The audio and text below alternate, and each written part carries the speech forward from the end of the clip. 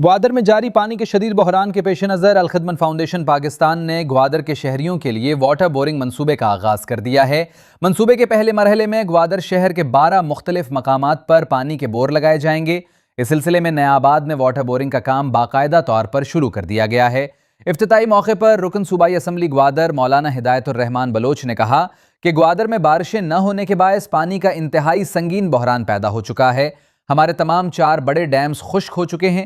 ایسے حالات میں الخدمت فاؤنڈیشن کا یہ قدم عوام کے لیے بڑی سہولت ثابت ہوگا۔ انہوں نے مزید کہا کہ عوامی خدمت کے اس منصوبے علاقوں تک توسیع دی جائے گی تاکہ شہریوں کو پینے کے صاف پانی کی سہولت بروقت دستیاب ہو سکے۔ چونکہ گوادر آپ بحران ہے اور نبے کے وجہ سے میں 4 ڈیم خشک بھی تھا اور الخدمت فاؤنڈیشن یہ کرداری بھی ادا کریں کہ دوران قومارا چطور راحت داد کریں ریلیف داد کریں۔ الخدمت فاؤنڈیشن فیصلہ کو انشاءاللہ گوادر شہر 12 جگہ انشاءاللہ فی الحال پہلا مرحلہ بورنگ جانے اور قومارا ایک استفادہ گزارے قوم بھی انشاءاللہ مزید اسے بیمہ بنے پورے ضلع بنے۔